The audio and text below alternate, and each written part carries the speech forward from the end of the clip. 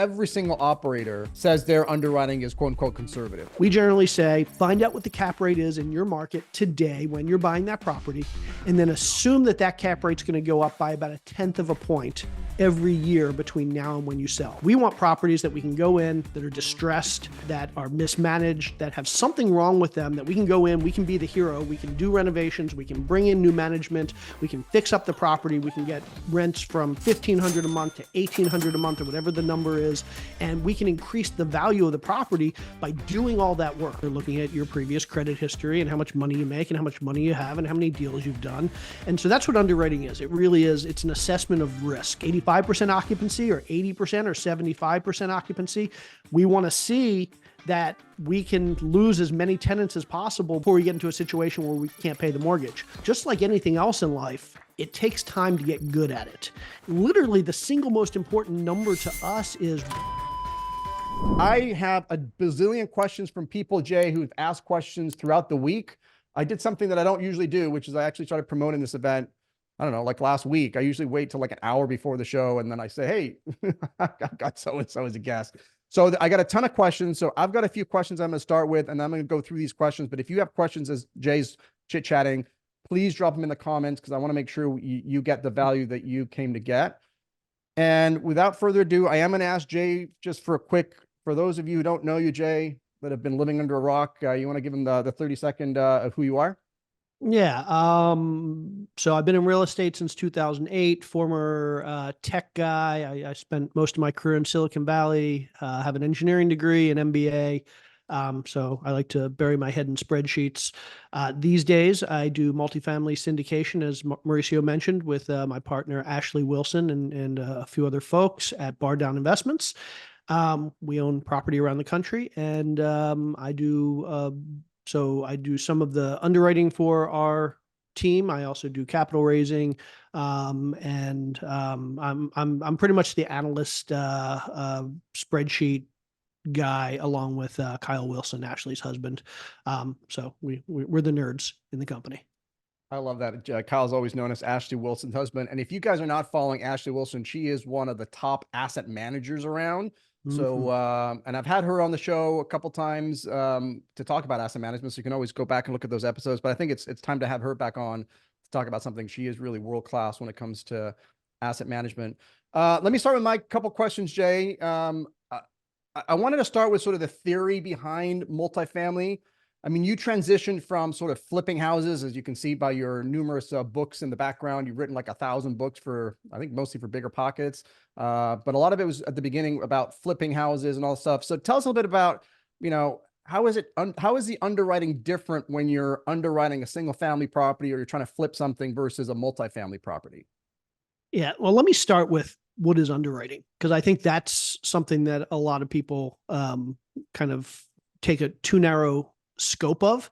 So when we talk about underwriting, a lot of people think spreadsheets. They think, okay, we've got this really complicated or in some cases not so complicated underwriting model in a spreadsheet. We fill in a bunch of numbers, it spits out some information, and it tells us if a deal is good or not.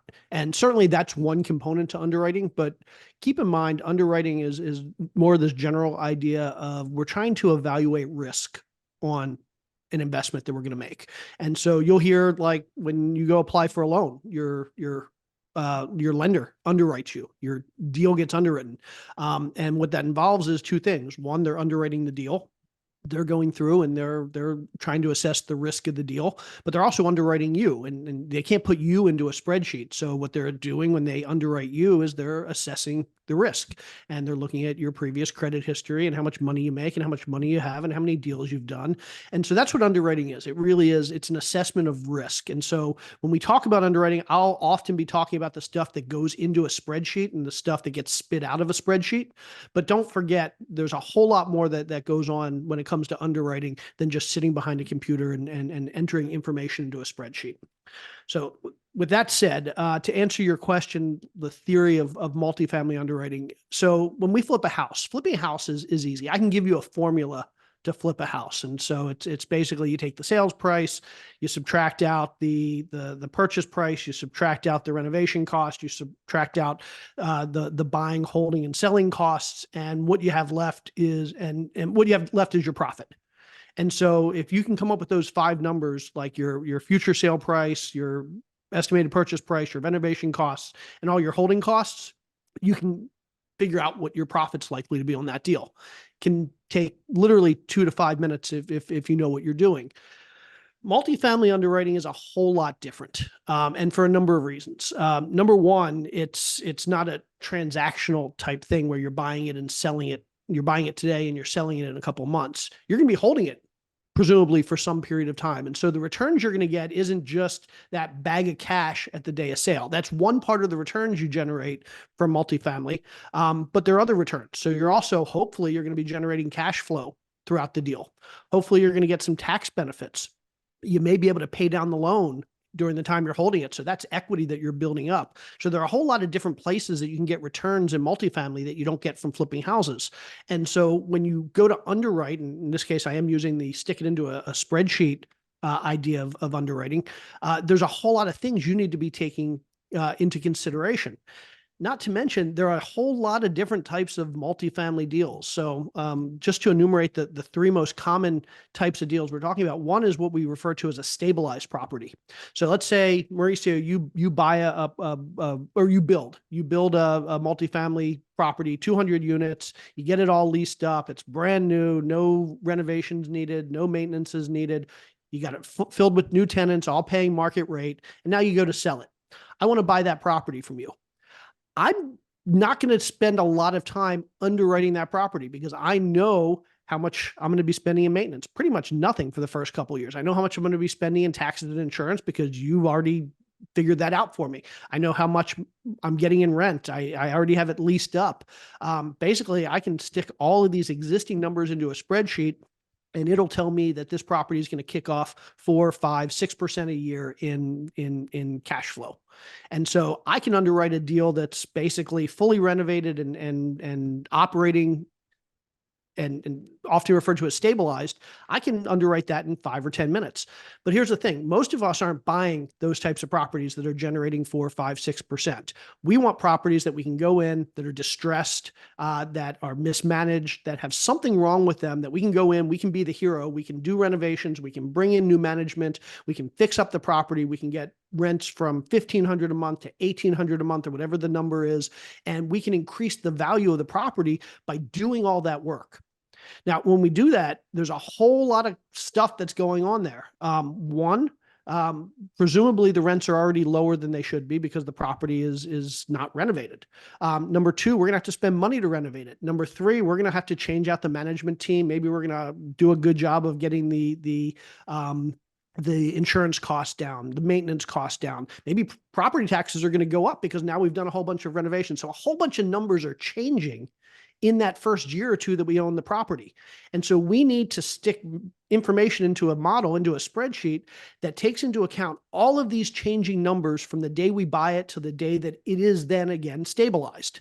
And so that becomes a very complicated process because one, we need to know what all those numbers are. We have to guess, or we have to estimate, or we have to project what all those numbers are. And the information that's spit out from the model is only as good as those projections that we make. So let's say I think I can take that property from $1,500 a month in rents to $1,700 or $1,800 a month in rents. If I only get to $1,600 in rents, I'm not going to hit my projections. Maybe I have to kick out 50% of the tenants to do renovations. Well, now I'm losing a year of income. That's going to impact it. So when it comes to multifamily underwriting, and especially when it comes to buying a distressed property and doing multifamily underwriting, it's a very complicated process because we have to account for all of these unknowns. We have to make our best guesses, and then we have to plug it into a complicated model that basically says, this is what the first year is going to look like. This is what the second year is going to look like. This is what the third year is going to look like. And we have to blend it all together, and we need to be able to look at the results and make sense of them. Yeah. And so that's a lot, right? I mean, if I'm a first time multifamily buyer and it's my first deal, I'm pumped, I'm excited. And I'm like, okay, I need to start underwriting deals. I need to start underwriting. Where does somebody start? I mean, does somebody, you mentioned, obviously it's not all about the spreadsheet, but we talked about spreadsheet. We talked about a model. Is that something that you think like if you're brand new, are you creating that from scratch? Are you borrowing somebody else's model? Are you buying somebody else's model? Like how does actually somebody start who's never underwritten anything before? Hopefully they've taken some courses and kind of, educate themselves, starting with you, Jay. But like what's step one if you're just a brand new syndicator or a brand new buyer of multifamily? Where do I start with that spreadsheet? Yeah. So luckily there's lots of information out on the internet. So you don't really have to recreate everything from scratch. If you do a search for multifamily underwriting model, there are a couple of really, really popular ones that were created 5-10 years ago that everybody sort of uses and modifies to make it their own. And so you can do a search and you can spend $100 or $200 and go out and buy an existing underwriting model. You can go search on YouTube and you'll find a lot of videos on how to plug the information in. But again, it takes time.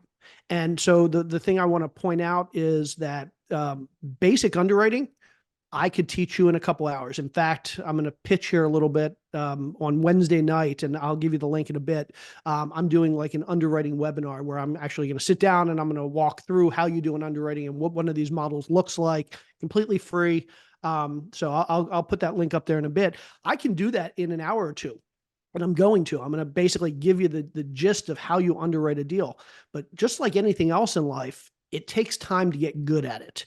And the difference between somebody who knows how to stick the numbers in the deal and somebody who really understands how underwriting works is tens, hundreds, even thousands of hours of time.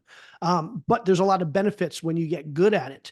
So just to give some examples, I can teach everybody here how to stick numbers into a spreadsheet in an hour or two, and it'll kick out the returns. It'll say, this is how much this deal is going to make.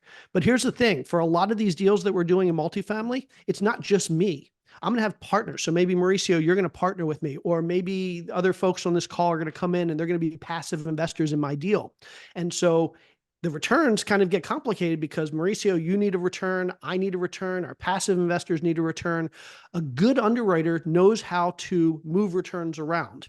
So I can stick numbers in a spreadsheet and it can show me that, wow, this is a great deal for you and me, Mauricio, as the people operating the deal, but it's not generating a lot of income for our investors. Well, a good underwriter knows how to play around with the assumptions and play around with the different levers that we can pull to move some money from us to our investors. Or maybe this model spits out that it's a great deal for our investors, but it's not a good deal for us. So again, we can pull some levers if we know what we're doing, and we can move money from investors to us. So at the end of the day, we can create and structure a deal that's fair for everybody that's involved, all the partners, all the vendors that are getting equity, all of the passive investors that are in the deal. Likewise, if I go and I stick numbers into a spreadsheet, what might pop out is, okay, this deal is generating really great returns in 5 or 10 years when we sell it, but it's not generating any cash flow for the next couple of years. Or maybe just the opposite. It's generating a whole lot of cash flow for the next couple of years, but it doesn't generate a lot on the back end. Or it's generating a whole bunch of tax benefits, but not a lot of cash flow and just a little bit of profit on the back end, whatever it is. But there are different types of returns. A good underwriter can say, my investors need cash flow.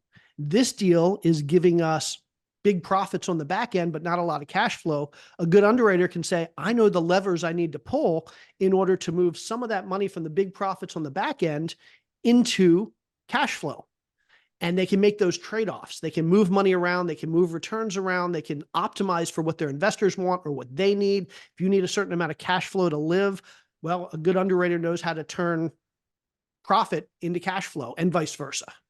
Yep. And I want to talk about specifically some of these, like, some of the top line items that are in this model, because I've heard you say something very interesting, and that has to do with the lenders. It's like, you're like, you better understand. I think I'm paraphrasing, but I heard you say something along the lines that you better understand what's important for the lenders when they're looking at your underwrite. Is probably maybe the most important thing you should be paying attention to, because if it's important for the bank, it probably should be important to you. So what is that one item that the bank, one or two items that the bank looks at? And then maybe go through maybe the top 2 or 3, like exit cap and all some of the stuff, like a couple, 2 or 3 of your sort of your high level important items that are going through your model.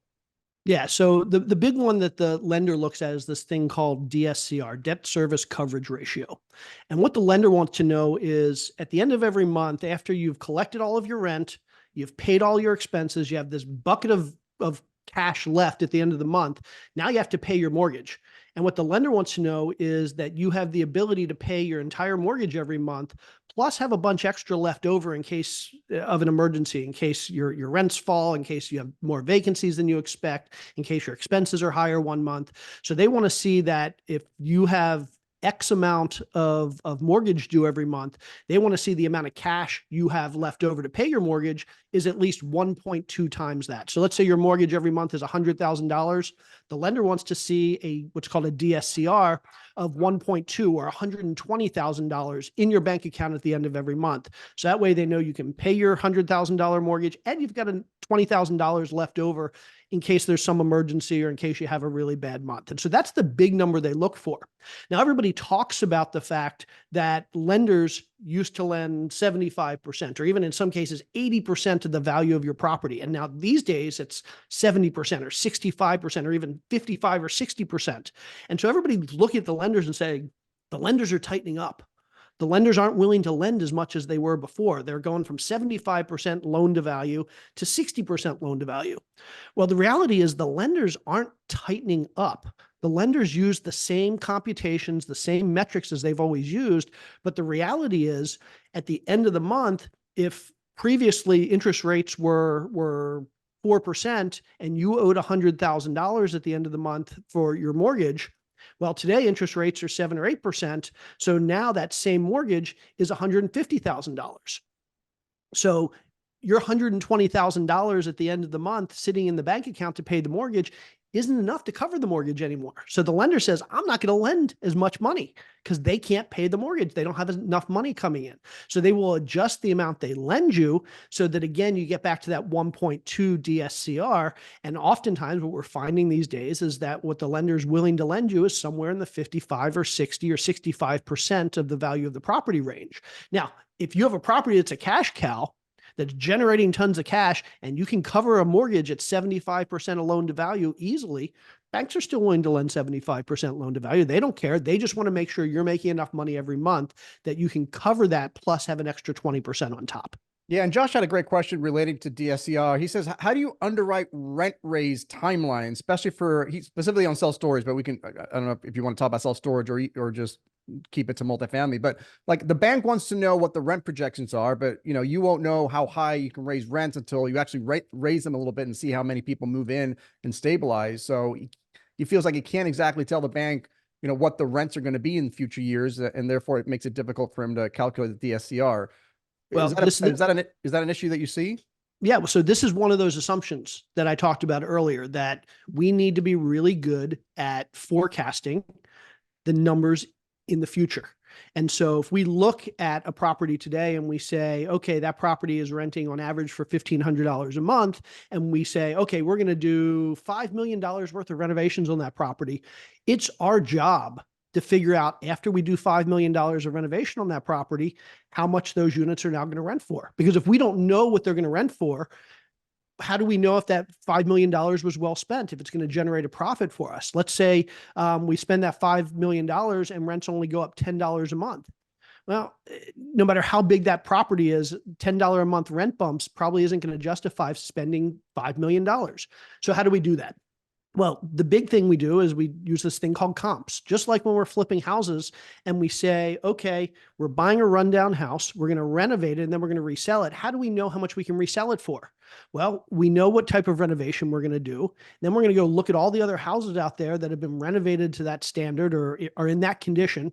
And we say, how much did those houses sell for? And that's how much we assume we can sell our house for when we're flipping a house. We do the same thing when we do renovations on an apartment complex.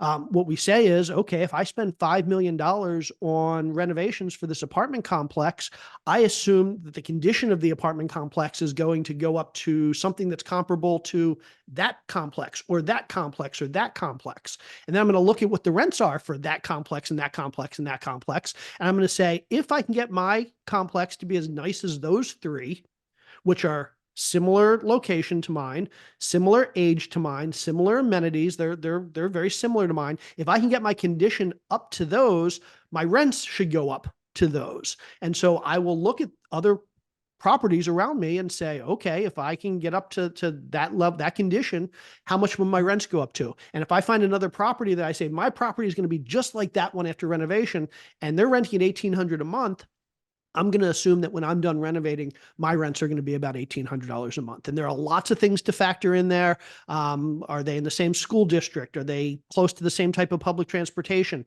Do they both have the same amenities? Do they have the same size units? All of those things, lots of things to figure out and take into account. But if you're good at it, you should be able to figure out once you're renovated, how much your rents are going to go up to. Talk a little bit about exit caps, because I like to ask all my professional syndicators, how do you calculate the exit cap? Because I think part of it is science, part of it is art, but how do you calculate exit cap? Because that's going to dictate big time, returns, projected returns anyway, at the end of the project. And has that changed at all over the last couple of years where you've had so much rate cap compression? Has that theory changed at all? Yeah. So let's step back. For anybody that doesn't know what a cap rate is, basically, in any market for any type of property, there's going to be some multiplier that defines how much your property is worth. So for example, I'll use an example. We buy properties in Houston, Texas, mostly 150 units and above, class B. So nice middle of the road type properties built between 1980 and 2010. So that's kind of what we buy. And we know that for those types of properties in the Houston market, good parts of Houston, that typically those properties historically have sold for about 20 times whatever the income of that property is. So if we have a property that generates $1 million of net income, so income after expenses before mortgage every year, $1 million, we know that property is probably worth about $20 million because the multiplier is 20. Another way to say the multiplier is 20 is to say the 1 over the multiplier, 1 over 20 is 5%. And so basically cap rate is just, you take that multiplier and you put 1 over that number and it's a percentage. So a 20 times multiplier is equal to 5%. So for the markets that I'm in, 5% has historically been that multiplier. Now, since the market has kind of gone to crap over the last couple of years, interest rates have gone up and things have softened a good bit.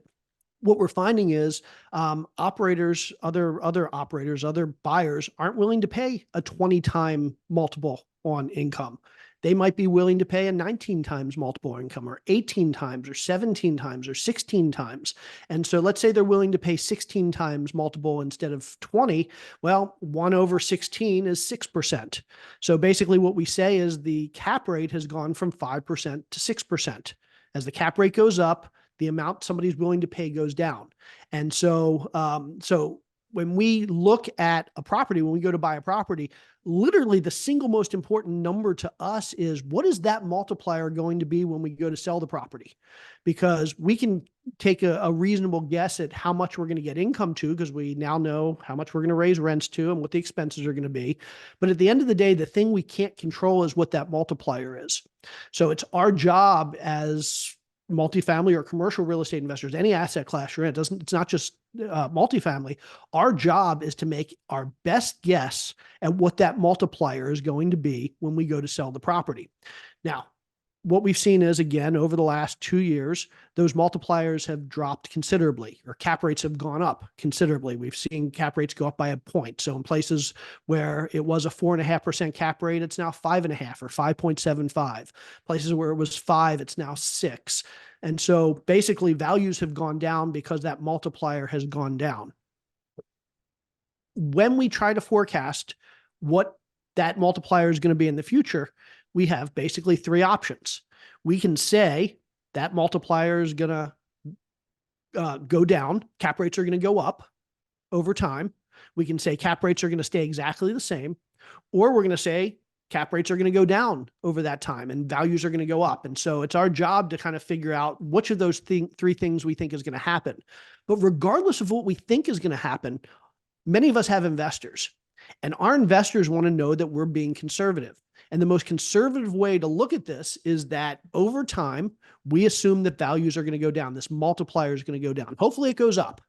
But if we want to be good conservative operators, we should be assuming that over time, that multiplier is going to go down, that the cap rate is going to go up. And so when we buy a property at, let's say, a 5% cap rate, a 20 times multiplier, we want to be conservative. So we're going to say that when we sell that property, we're now expecting somewhere like a 5.5% exit cap rate, meaning the cap rate when we sell it, which is closer to a 17 or an 18 multiplier.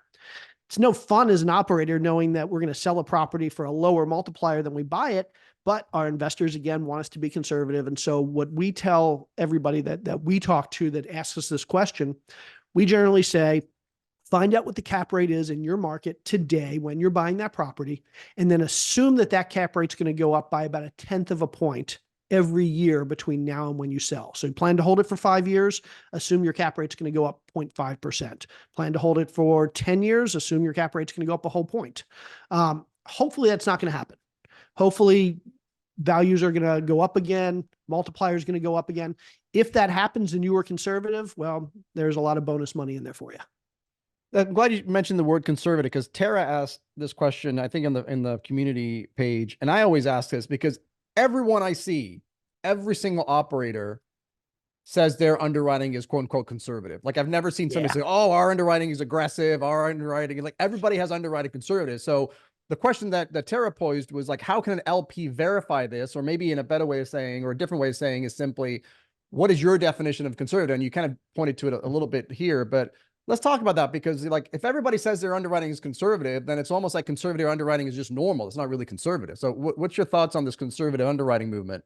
Yeah, and it's a good point. And I would say that most people, when they say conservative, they're just talking about they do things like everybody else. But there's something to be said for that, because there are plenty of operators out there that tend to be more aggressive. They need to get deals to work, because if they don't not fudge the numbers, but if they're not aggressive on their assumptions, they're not going to be able to get many deals to work.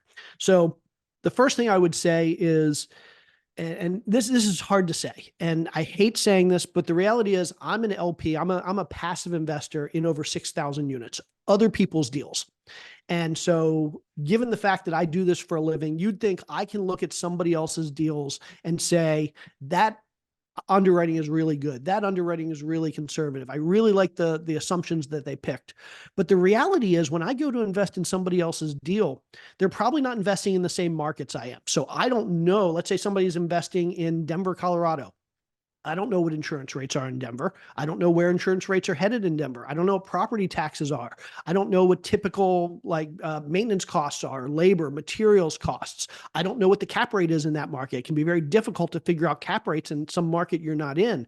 There's a whole lot of things I don't know.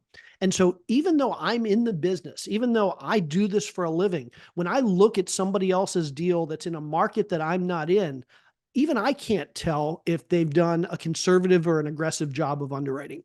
So the first thing I would say is you really, really, really need to trust the operator that you're investing with if you're investing with somebody. Because at the end of the day, it's out of your hands. Once that, your job is to do due diligence on a passive investment, but the day you turn that money over, it's now out of your hands. There's very little, if anything, you can do for the next however many years that deal is in play to affect anything. So you really need to trust the operator. And so you shouldn't have to have an operator tell you that they're being conservative. Hopefully you're investing with operators that you know well enough to know that they're the types of people that are going to be conservative. Now, who are the types of people that are going to be conservative? Well, a good rule of thumb I like to look at is how much are they investing of their own money in the deal? Because if I invest a lot of money in my own deals, I'm more likely to be conservative in those deals than if I'm not investing a lot of money. And I see a lot of operators out there that invest very little of their own money. I see a lot of operators that invest a lot of their own money. And in my experience, the ones that are investing more of their own money in the deals tend to be more conservative. They've obviously aligned their interest with us as the passive investors. And those are the those are the operators that I'm going to trust more. So I can give you a list of some things that you look at that you might want to ask the operator, like how they came up with those numbers to get a feel for whether they've been conservative or not. But I will say that if an operator wants to deceive you, wants to pull the wool over your eyes, they're probably going to be able to do it. They're probably going to be able to do it to me as well. So start by always investing with those people you trust. 100%. That's always like the number one thing of any investing. You know, when I'm investing as an LP, that's really almost all I care about is the operator and their stuff. But it sounds like there's some specific questions you could ask. I mean, for example, you just said, 10 basis point increase in cap rate is kind of conservative. that's a question you can ask. Like, well, what is your assumption on cap rates? If they suddenly tell you, well, our entry cap rate here is at 6% and we think it's going to go down a point over the next 5 years. Well, then that's obviously more aggressive than everybody else. And then I would assume expenses, right? If some, or rents even, like, hey, if rents are going to increase 10% a year for the next 10 years, that's kind of a little bit of an aggressive move, don't you think? Yeah. So let's start with the cap rate. Always ask what the entry cap rate and the exit cap rate are. Basically meaning, what's the cap rate today and what are you forecasting it to be when you sell the property? You want that number never to be lower. You generally don't want it to be the same either. I personally believe the cap rates are going to go down over the next 5 years. I'm comfortable putting money into a deal where I'm assuming cap rates are at least going to be the same as they are today. But if I'm going to take a deal to investors today, I'm still going to assume cap rates are going to be higher because we don't know. And again, we want to be more conservative than less conservative. So if you're investing in a deal, I would never invest in a deal where the operator says cap rates are going to be lower.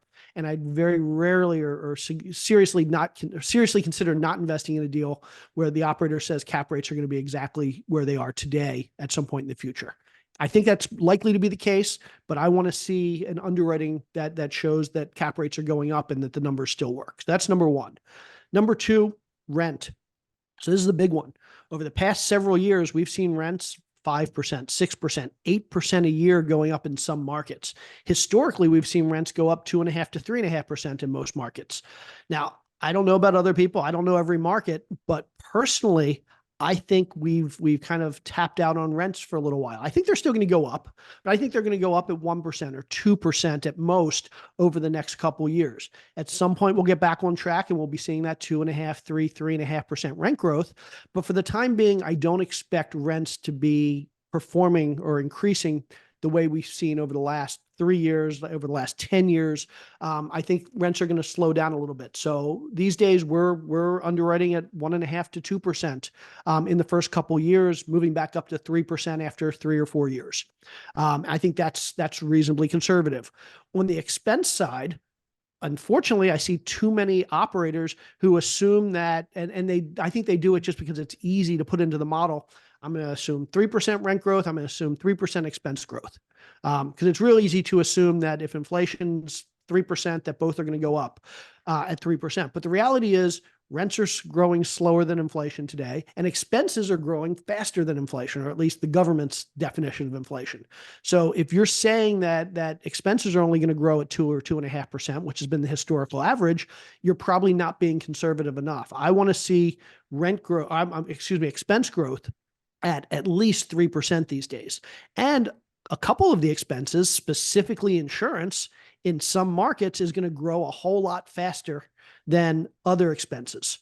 So maybe I'm assuming that electricity is going to go up 3%, and I assume that my maintenance costs are going to go up 3%. I assume my property taxes are going to go up at 3%. I may still assume separately that my insurance is going to go up at 5 or 6%. Because in some markets that's what we're seeing. So I definitely will ask operators, what are you assuming for expense increases? And are you assuming all of your expenses are increasing at the same rate? I like to see operators that say, no, I think our property taxes are going to go up at a different rate than insurance, and insurance is going to go up at a different rate than payroll, and all of those things, because that tells me that the operator has actually thought about this as opposed to just plugging in a 2% or a 3% and not really thinking about it. They've done some due diligence. So that's another one. And then the last one I'll throw out is the hold period. So over the last several years, what we've seen is operators have said, we're going to hold this property for 3 to 5 years. They buy the property, rents go through the roof, they renovate half the units, and now suddenly the value is doubled or tripled, and they realize, I've only had this property for a year and a half or 2 years, but I can sell for a huge profit.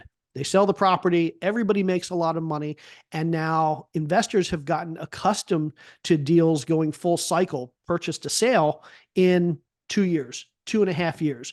But the reality is it's very difficult to buy an apartment complex, renovate it, and turn it over in 2 or 2.5 years. And I'll go back in a second and talk about what the typical life cycle looks like. But the reality is, if you see an operator that's projecting less than a 3-year hold, it's unlikely they're going to, I shouldn't say it's unlikely they're going to hit it. It's quite possible they're not going to hit it. And I think that's an aggressive assumption. So what I want to see is minimum 3 to 5 year hold. And I also will ask the operator, well, what happens if you get 3 to 5 years out and it's not a good time to sell? What do the numbers look like after 7 years? What do the numbers look like after 10 years? How long is the loan that you're getting? And what happens if it expires during your hold period? What are your assumptions for being able to get into another loan? How much will the property have had to appreciate it? How much will rents have had to go up? What will have had to happen with cap rates in order for you to get approved for a new loan if you're still holding this deal in 7 years when the loan terminates? And so exit timeline is really important. And Jay, before we go to the other stuff, Roberto was asking specifically about reserves. Can you touch on that a little bit? Like what percentage do you keep in reserves would be considered conservative? Yeah, that's a really hard question. A lot of that's going to depend on the property itself. If you're buying a property that needs a whole lot of renovations, that's going to like vacancies at 50%. So you don't have a lot of cash coming in on day one. You know, you're spending millions of dollars on renovations with expenses going up, labor materials are going up in costs, so you can get crunched later. If you're in that type of property, you obviously want to hold more reserves than if you're in a property that's mostly stabilized, 90% occupied with good tenants who are paying because you know the cash flow is going to come in every month. You don't need as many reserves in that case. Typically 1 to 2% is what we look at of the purchase price. So if we're buying a $20 million property, somewhere between $200,000 and $400,000 in reserves. Also worth asking, does the lender require you to hold reserves with them? Because some lenders will require that you keep money with them for a rainy day or to cover certain types of expenses in the future. So it's always worth asking, does the lender require reserves as well? So you don't need to see millions in reserves. And one of the reasons we don't like to keep millions in reserves as operators is anytime we have money just sitting in an account not earning, everybody's returns go down. So we need to find that sweet spot between not having too much money sitting and doing nothing, but having enough sitting around that if we run into an issue that we have extra money to take care of it. And typically 1 to 2% of the purchase price is that optimized number. Andrea asked, do you usually underwrite for a trailing 3 month or a trailing 1 month for the lenders, or does that depend on the lender? Yeah. So when we underwrite, oftentimes when we're looking at a deal, we're going to look at how that deal's performed in the past, because the past is the best predictor of what's going to happen in the future. And so when we're looking at a deal, these days, what we're typically doing is we're saying on the income side, we want to see how the deal's performed in the last 3 months, because things are changing quickly on the income side. It used to be they were changing quickly on the upside. Rents would go up 10% over a year. And so you didn't really care what happened 12 months ago. You wanted to see what happened last month and the month before. These days, things are slowing down in some markets. So still, we care more about what's happened the last 3 months. So typically we'll do what's called a T3 look back. On the income side, we'll look at the last 3 months and then we'll extrapolate that. We'll say, this is how much money the property made in the last 3 months. We'll multiply it by 4 and say, that's what a typical year should look like. On the expense side, well, it would be nice to just look at the last 3 months of expenses. We can't really do that because we may have paid an insurance bill, an annual insurance bill 8 months ago. And if we only look back 3 months, we won't be accounting for that insurance payment we made 8 months ago. So on the expense side, we still really have to look back 12 months. But a typical underwriting these days is T3 or the trailing 3 months, last 3 months on the income, and T12 on the expenses. And I definitely want to ask you about the biggest mistakes people make when underwriting. But before I get to that, I wanted to ask you about, there's been a couple of questions here about stress testing your underwriting. Yep. Can you talk about maybe 1 or 2 ways that you stress out your underwriting? Maybe first of all, start with what is stressing your underwriting? And number 2, how do you do that? Yeah. So another way to say that, and they're slightly different things, but we like to talk about this thing called a sensitivity analysis. Where basically we will run scenarios. We'll create a spreadsheet matrix that has different scenarios that says, okay, so what happens if everything goes according to our plan, except for that thing that we have no control over, which is that exit cap rate. So let's say everything goes to plan, but cap rates go up more than we expected. How's that going to impact our returns? If cap rates go up, instead of a half point over 5 years, they go up 0.75 over 5 years, or a whole point over 5 years. How does that impact us? At what point, how far do cap rates have to go up before we start seeing negative returns? Basically, we're losing money. And so that's kind of the stress test. On the other side is, well, what happens if we're assuming cap rates are going up by a half point, but in reality, they stay the same? Now we've made a whole lot more money than we expected. So if that happens, how much more money are we going to make than we expected? And we can do that with lots of different parts of the deal. We can do that, one, with the exit cap rates. Another really important place to do this is with the net operating income, basically your assumption for how much money you're going to be making every year. So if you assume that this deal is going to make $1 million a year after all expenses, but it actually makes 1.1 million, well, you're going to make more money than you expected. But if it only makes 900,000, you're now going to make less money. How much less can this property make before, again, you're losing money? And so sometimes we put these on different axes. So we can look at the income versus the exit cap rate. And we can see, well, if the exit cap rate was off by this much and the income was off by this much, how are our returns? And so we can get a feel, looking at these different matrices, we can get a feel for, if different things happen than we predicted, how is that going to affect our returns? And most importantly, how badly do things have to go wrong? How far off of our projections do we have to be before our profit turns into break even, or worst case, we lose money? Are you focusing when you're losing, not that you want to focus on the downside, or maybe you do want to focus on the down. Do you focus on the losing money part, or do you focus on hitting that 1.2 DSCR number? Well, that's a really important point. So that's one of the things the lender is going to look at. They want to know how, if things don't go to plan, at what point is the deal not making enough money to pay the mortgage. And so that's why the lender wants to see that 1.2 DSCR, not 1. A 1 DSCR means you're making exactly the amount of money you need to pay the mortgage. 1.2 means you're making 20% more. And so, yeah, we definitely want to look at the model and determine, well, how badly does, and this doesn't impact, cap rate doesn't impact this, because cap rate's only your sale price at the end. But your income every month is definitely going to impact that. And a lot of times we're going to look at a thing called a break-even vacancy point. Basically, we're going to see, well, if we're at 90% vacancy, which we expect, or 92% vacancy, which we expect, everything's good. That's kind of our projected model. How far can the vacancy drop before we can no longer pay our mortgage? Is that 85% vacancy? Or occupancy, excuse me, not vacancy. Is that 85% occupancy, or 80%, or 75% occupancy?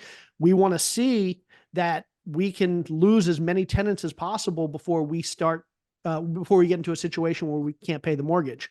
And so we'd like to see that number at somewhere below 80% or 75%. We want to know that we can run at 75% occupancy if for some reason, something really bad happens, and we can still pay our mortgage. Now, at some point, your occupancy is going to go down far enough that you can no longer pay your mortgage. But it's important to know what that number is, because you can manage to that. Hey, Jay, so what's the number one mistake syndicators make when they're underwriting their deals? So I'm going to channel my partner, Ashley, because this is besides being an amazing operator, one of the things that she's absolutely world-class at is forecasting where rents are going to go after renovations. And what we found is, and not only is she good at this, but we've compared her numbers to other people's numbers on the same deals. And what we find is most people are very, very over-optimistic on how fast and how high they can grow rent. A lot of people will look and say, okay, if we do renovations, our property is going to be like that property, and rents are going to go from $1,500 to $2,000 a month. But they fail to take into account all the information. Maybe that other property they were comparing to was built in the last 10 years, and yours was built 30 years ago. No way you're ever going to be able to compare a 30-year-old property to a 10-year-old property. Maybe the property that you're comparing to has a soccer field and a basketball court and a gym and a pool. Yours doesn't have those things. Nobody's going to be able to compare those things. Maybe the property you're comparing to was in a great school district. A lot of people want to live there because of the schools. your property is only a decent school district. So a lot of people will just look and say, this is the property like that gives me the best numbers, that tells me my rents are going to grow the most. But the reality is that's not necessarily the best property to be comping against. And this is probably the biggest mistake I make, because underwriting models are so sensitive to income. It's not that difficult to kind of forecast expenses, as long as we're being conservative, to use that word again. Because we have a general idea of how much insurance costs and how much property taxes are. We have a general idea of how much payroll is to pay our employees. We have a general idea of how much it costs to buy materials and labor, and to pay water bills and electricity bills. Those don't change that much. But if you're off by even 10 or 20 or $30 a month on a 400 unit complex, well, that can make a huge difference in whether that property, that deal is profitable or not. So that's the biggest mistake I make, is being too aggressive on what we call pro forma rents, the assumptions of what rents are going to be after the renovation. Awesome. And Paul asked, and I've seen this question a couple times here,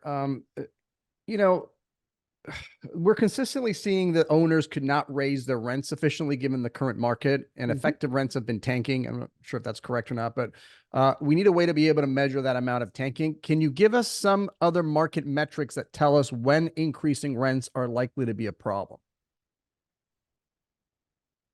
And this again is one of those things that comes down to experience.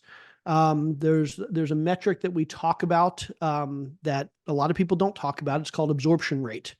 And basically it's without going to the formula, the concept is that in certain markets, certain types of units are going to have more demand than others. So let's say I'm going to build a new apartment complex. And let's say I plan to build 100 one-bedroom apartments in that complex. The absorption rate, my ability to rent those 100 one-bedroom apartments, is probably going to be very different than if I built that same complex and built two-bedroom apartments. Likewise, if I built a 100-unit apartment complex with 3 bedrooms or 4 bedrooms or 12 bedrooms, I think we can all agree, if I build 12-bedroom apartment complexes, I'm not going to be able to rent 100 of those. Nobody wants 12-bedroom apartment complexes. So it's really important to know more than just, I have 100 units I need to rent. You have to know what types of units they are, and are those units in demand in your market? And will they continue to be in demand in your market? So if I buy a property that has 100 one-bedroom units, and then I go next door and I buy another property that has 10 one-bedroom units, I can't assume that the rents are going to be the same for both properties. The one that has 100 bedroom units has a lot more supply, and supply and demand dictates when you have more supply, then the price is going to go down. If I only have 10 units, well, less supply, same demand, prices are going to go up. So what I want to see in a market is, one, if I'm buying a property, I want a good mix of units. I don't want too many units unless there's a ton of demand for that type. And I want to make sure that when I'm looking at comps, that I'm looking at other properties. If I have 200 one-bedroom units and I'm trying to figure out what they're going to rent for after I'm renovated, I shouldn't be going to look at a property that only has 5 one-bedroom units, because that property is not going to have any problem renting those, and there's probably going to be a lot of demand, and they're going to find that their rents are much higher than mine are going to be for 200 of those same units. So this idea of absorption rate is probably the biggest thing that operators don't look at or don't consider, and I think a lot of operators get in trouble because of it. What about property taxes? Is that something that you can accurately account for the increase? Is that just a simple formula, or is that something that's also a little bit difficult to nail down and need experience? Yeah, every market's going to be different. Some things to consider. In some markets, property tax changes are triggered at sale. So if I buy a property today, my taxes, if I buy it for more than what it previously sold for or was valued at by the assessor, my property taxes are going to go up tomorrow. Some places they do that every 2 or 3 or 5 years. So I can buy it and don't have to worry about it. Some states are non-disclosure states, like Texas is non-disclosure. They don't know how much I purchased a property for because it's not public record. But if they find out, they could up my property taxes. Some places, property taxes are going to be based on an assessed value and some millage rate, so some percentage of assessed value, and there's a very clear formula. Some that formula is a little bit more murky and can be much more difficult. What I recommend to anybody, if you're going to go into a market and buy big properties, especially if, I mean, even small properties, but especially when you buy big properties, there are consultants in pretty much every market that their job is a couple things. One, they're going to help you figure out how much you should be paying in property tax. And two, they can help you appeal those property taxes and get you lower rates or lower assessments. And so what I recommend is if you're going into a market and you're planning to buy stuff, find a good property tax consultant in that market. Ask them, how are property taxes assessed in this market? How often do they change? What triggers them? How much should I expect to pay based on value of this, whatever you're buying for? And then number two, say to them, hey, if I buy a property, how do you structure a situation where I ask you to go in and appeal those taxes for me? So some will charge a flat fee. The one we work with the most is a company that for every dollar they save us, they get a percentage of that, and we keep the rest in savings. So they have an incentive to do better. So property tax consultants are huge if you're going to be buying big properties. Awesome. Bad news, good news. Bad news is that we have run out of time. What? The good news is that you're actually going to do one of these suckers, more of a structured presentation, I think on Wednesday, right? I put the link down there, but you're doing a multifamily, underwriting multifamily deals, right? Yep. I'm doing a webinar on, I would say everything you need to know about underwriting multifamily deals, but as I think I've just proven, it's not going to be everything you need to know. There's a lot to know, but it'll be a great introduction to underwriting multifamily deals. And that's Wednesday night at, I think, 6 or 7 p.m. Eastern, I think. Yeah, it's 4 p.m. Pacific. I'm just looking at the link here. Yeah, I mean, I literally didn't even get through any of the questions that I had down here because this is probably going to be a 2-hour, or maybe we need to come back one day. But since you've got this event on Wednesday, I just figured it'd be a good way for people to get more stuff.